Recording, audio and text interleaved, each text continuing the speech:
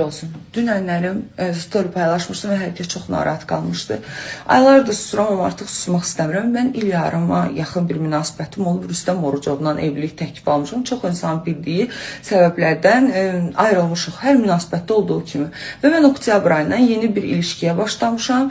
Bunu öyrənən Rüstəm Orucov, bunu həzm eləməyən Rüstəm Orucov qapıma gəlib, maşınımı əzib, qapımı dağıdaraq söyüşlər, təhqirlər, həyatımda olan insana mənim haqqımda iyrənc uydurduğu hekayələr danışıb. Hər oturduğu məclisdə bu aylar ərzində çox iyrənc ifadələr səsləndirir haqqımda və mən bunu aylardır dözürəm. Amma dünən olan hadisə mənim üçün çox üst level idi və mən bu günə qədər polisə şikayət eləməmişəm. Heç kəsə pislik, mərdimazarlıq eləmək istəmirəm.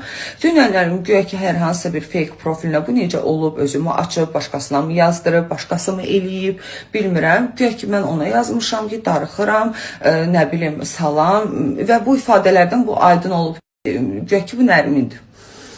Və bunu ətrafında olan insanlar vasitəsilə mənim yeni ilişkimə göndərib ki, Nərmin mənə yazır. Təbii ki, niyyət ara vurmaq, təbii ki, niyyət bu münasibəti bitirmək və elə bir situasiyadır ki, çox pis bir vəziyyətə düşürəm və bu insan həyatında ümumiyyətlə mən adımın silinməyini istəyirəm. Artıq mən bununla bacara da bilmirəm, necə edəcəyimi də bilmirəm. O qədər istəyirəm ki, ümumiyyətlə mənim adımı çəkməsin. Heç kəsə yenə də deyirəm, niyyətim pislik eləmək deyildi.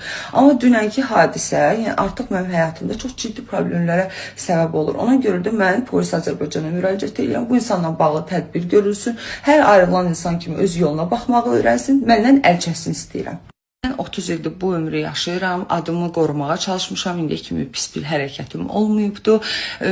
İllərdə eşək kimi işləyirəm, öz çörək pulumu qazanıram, amma bu insanın sayəsində aylardır heç tanımadığım insanlar salonlarda, orada, burada mənim haqqımda o qədər mənfi şeylər danışırlar. İnsanlara necə hekayələr uydurub danışırsa, artıq mən də mikrofon götürüb əlimə, ay insanlar, vallahi mən yaxşı insanam, bu insan belə insandır deyə bilmirəm. Mən məcbur qaldım, dünən olunan hərəkətdən sonra məcbur qaldım ki, bu storyini çəkim paylaşım. Həqiqətən canımdan bezmişəm. Qurana and olsun deyirəm, yaşamaq istəmirəm, nifrət edirəm özümə də, adıma da, hər şeyə də. Bu insanda bir daha adını səsləndirirəm. Novruzəli oğlu, Rüstəm Orucov Novruzəli oğlu, keçmiş məmur övladıdır. Yəqin ki, bu şeylərə güvənərək fikirləşir ki, məni əzə bilər və məni tanıdığı qədər bilir ki, mən heç kəsə pislik eləməm.